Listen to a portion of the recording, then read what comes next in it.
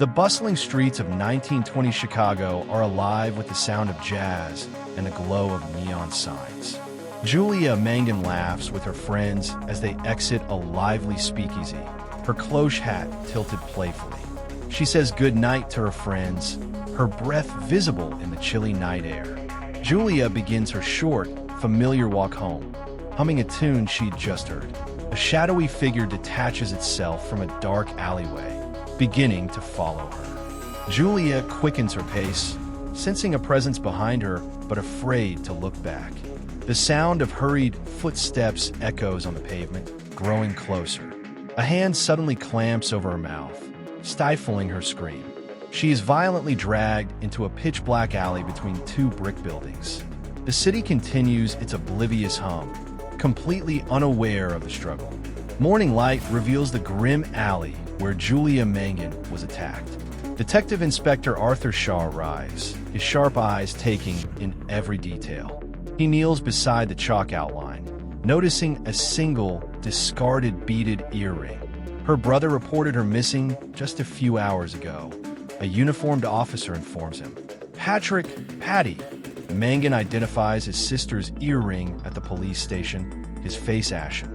She was my responsibility, Patty whispers, his voice thick with guilt and sorrow.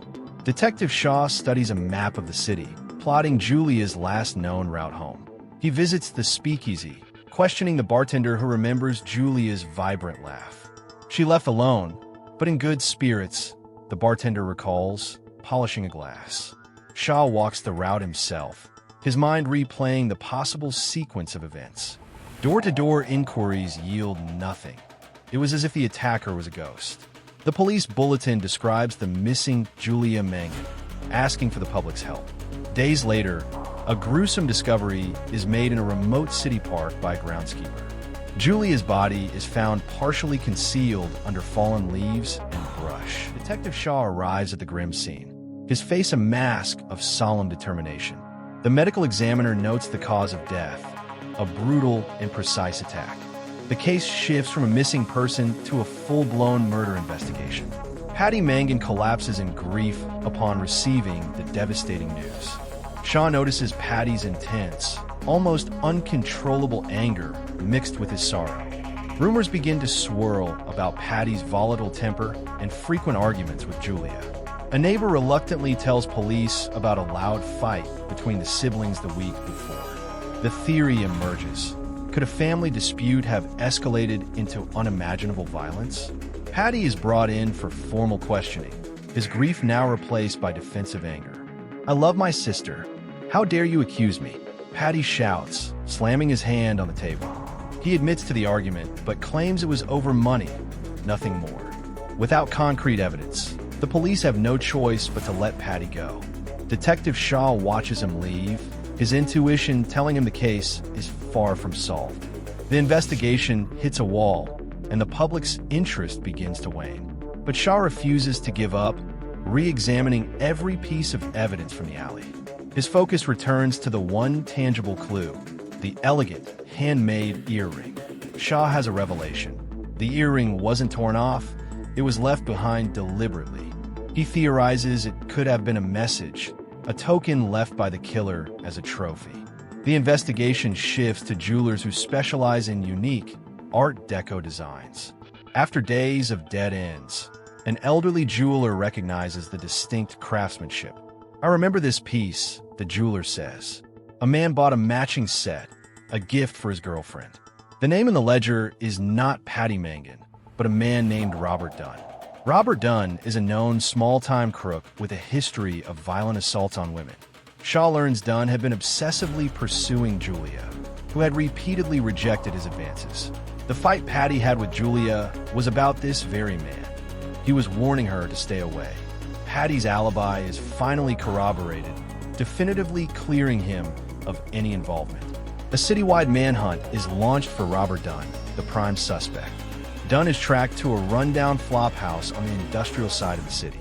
Police officers breach the door of a small, cluttered room, finding Dunn inside. After a brief struggle, Dunn is subdued and handcuffed by the arresting officers. During a search of the room, An officer finds Julia's missing beaded necklace in Dunn's coat pocket. Confronted with the evidence, Dunn's arrogant smirk finally fades away.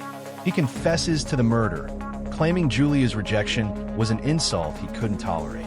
Justice is served, but the victory feels hollow for the broken Mangan family.